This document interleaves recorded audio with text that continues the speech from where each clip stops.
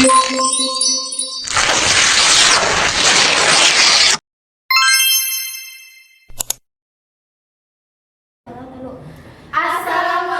warahmatullahi wabarakatuh.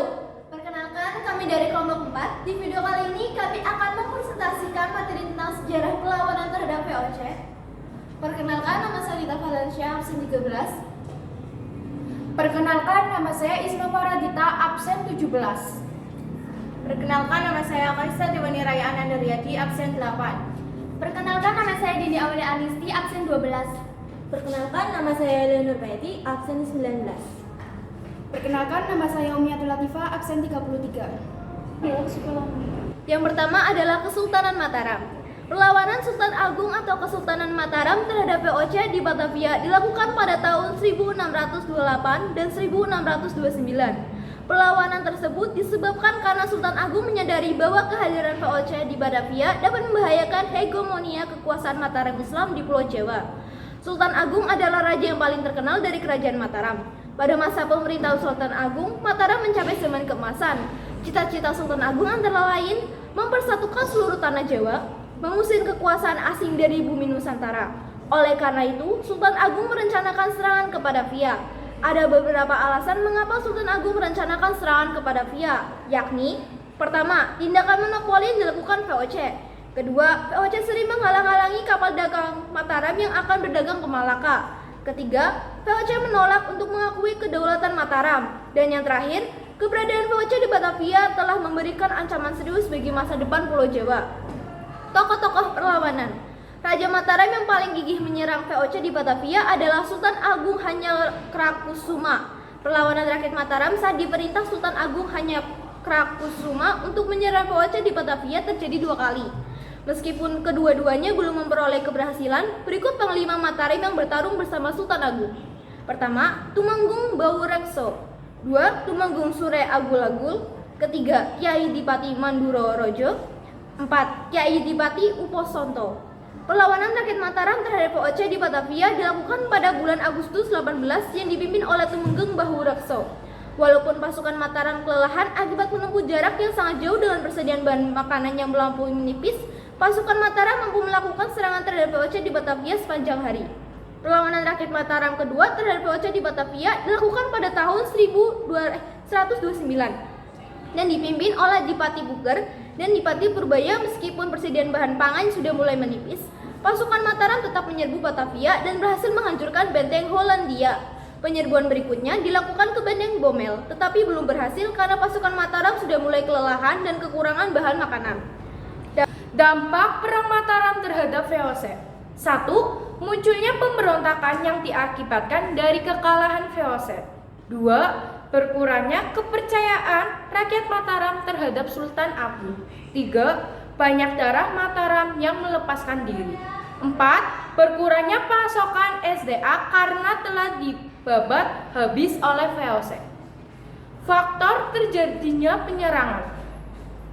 Pada masa pemerintahan Sultan Agung, Mataram hampir menguasai seluruh Jawa. Tindakan monopoli perdagangan VOC menghalangi kapal-kapal Mataram yang hendak berdagang di Malaka. VOC menolak mengakui kedaulatan Mataram dan keberadaan VOC dianggap ancaman serius bagi masa depan Jawa.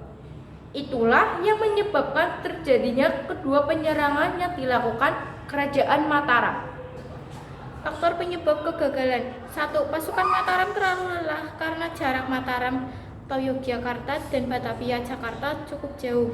2. Terjadinya kekurangan persediaan makanan atau kelaparan karena lumbung padi yang dipersiapkan Mataram telah dihancurkan oleh VOC. 3. Pasukan Mataram kalah dalam hal persenjataan karena VOC memiliki senjata api yang lebih lengkap. 4. Pihak Mataram banyak yang meninggal karena penyakit malaria. Strategi perlawanan. 1. Sebagai pasukan Mataram melakukan serangan mendadak melalui perairan Laut Batavia serta sebagian lagi mendarat dan bermukim di daerah Marunda. 2. Membangun kubu-kubu pertahanan di dekat rumah-rumah penduduk di sekitar Batavia. 3. Membendung sungai Ciliwung agar penghuni benteng Belanda kekurangan air dan terjangkit wabah. 4. penyakit menular mendirikan lumbung-lumbung padi di daerah Cirebon dengan tujuan memblokade bahan makanan ke Batavia. Yang kedua adalah Kesultanan Makassar. Perlawanan rakyat Makassar terhadap VOC terjadi pada tahun 1654 sampai 1655 yang dipimpin oleh Sultan Hasanuddin. Pada pertengahan abad ke-17, Kerajaan Makassar menjadi pesaing berat bagi VOC, terutama dalam bidang pelayaran dan perdagangan di wilayah Indonesia Timur. Persaingan dagang tersebut terasa semakin berat untuk VOC, sehingga VOC merancang strategi untuk berpura-pura ingin membangun hubungan baik dan saling menguntungkan dengan Kerajaan Makassar. Makassar merupakan pusat perdagangan di Indonesia bagian timur, disebabkan karena letak wilayah Makassar yang strategis dan menjadi bandar penghubung antar Malaka, Jawa, dan Maluku. Lemahnya pengaruh Buddha Hindu di kawasan ini menyebabkan mula kebudayaan Islam yang dianut oleh masyarakat di Sulawesi Selatan. Tokoh-tokoh perlawanan yaitu Sultan Hasanuddin merupakan raja yang memerintah Kerajaan Makassar pada tahun 1645 sampai 1670. Beliau juga merupakan pemimpin dalam pertempuran besar antara rakyat Makassar dan VOC. Dampak peperangan Makassar dengan VOC. Peperangan demi peperangan Belanda dan bangsanya sendiri yang dialami Goa membuat banyak kerugian.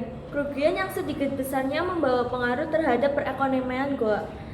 Sejak hancurnya Goa dengan Belanda, terutama setelah hancurnya Banteng Somba Opo, maka sejak itu pula keagungan Goa yang sudah berlangsung berabad-abad lamanya akhirnya mengalami kemunduran akibat perjanjian Bonggaya. Pada tahun 1667, Sultan Hasanuddin dalam perjanjian itu menyatakanlah hancurnya Makassar. Faktor terjadinya peperangan. Peperangan tersebut terjadi karena VOC yang berambisi ingin menguasai jalur perdagangan rempah-rempah di wilayah timur Nusantara. Faktor penyebab kegagalan. Salah satu faktor penyebab kegagalan rakyat Makassar adalah keberhasilan politik adu domba Davide Empera Belanda terhadap Sultan Hasanuddin dengan Aru Palaka yang merupakan raja kerajaan Bon.